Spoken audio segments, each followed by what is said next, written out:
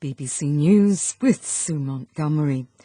One of the Venezuelan President Nicolas Maduro's closest aides has been extradited from Cape Verde to the United States to face money laundering charges. Alex Saab was detained in June last year as his plane made a stopover in Africa to refuel. He denies all the charges against him and says the allegations are politically motivated. Leonardo Rocha reports. Mr. Saab was traveling on a Venezuelan diplomatic passport. The US says he worked as a frontman for the Venezuelan regime and helped launder the proceeds of corruption in American bank accounts. The Biden administration is expected to offer Mr. Saab a plea bargain, promising to reduce his sentence in exchange for details that could implicate Mr. Maduro and senior officials close to him. Relations between the US and Venezuela's socialist governments have been strained for more than 2 decades. It's emerged that a man detained on suspicion of killing the British MP David Amess on Friday had previously attended a government scheme to prevent radicalisation. However, the suspect, named as Ali Harbi Ali, is thought not to have been put on a watch list of subjects of interest by the British security service MI5. With political tensions increasing in Sudan, several thousand demonstrators have taken to the streets of the capital Khartoum, urging the military to take control of the country.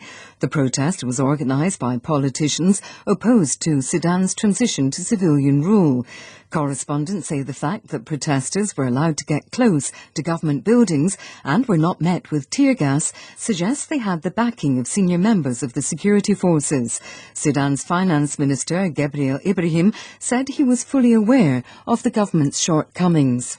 Even if this is my government, the presentation of the Sudanese people in this government is so weak, so narrow, I have to say it loudly. The fact that I am part of the government will not hold me back from saying the truth.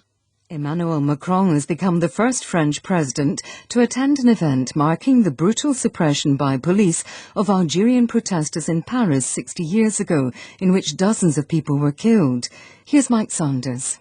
No previous French president has gone as far as Emmanuel Macron to commemorate what's known as the Paris Massacre.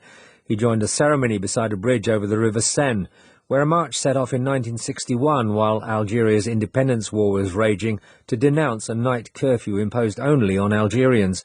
In a statement, he said the repression of 25,000 marchers was brutal and bloody. Police threw bodies into the Seine, leaving families with no remains. For years, France brushed it under the carpet, he acknowledged. He said the actions of police led by the former Nazi collaborator Maurice Papon were inexcusable. BBC News.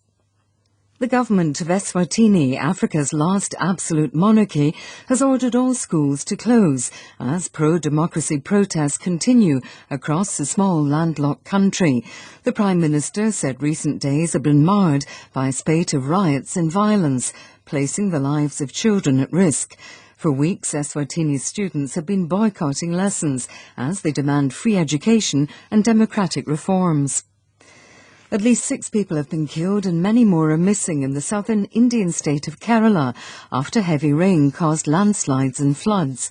Homes were damaged and trees and power lines were brought down.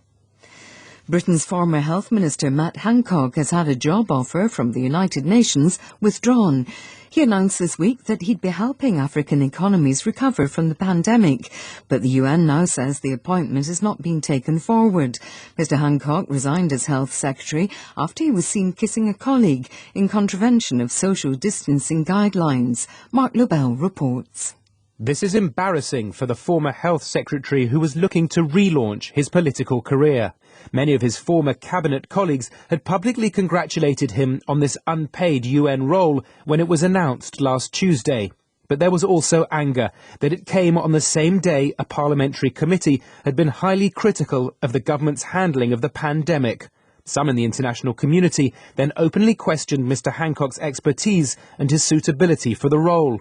It appears that added to pressure on the UN to withdraw the invitation. The former president of Ivory Coast, Laurent Gbagbo, who returned to the country in June after more than a decade away, has launched a new political party ahead of the next election in 2025.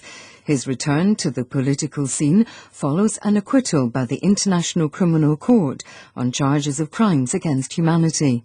BBC News.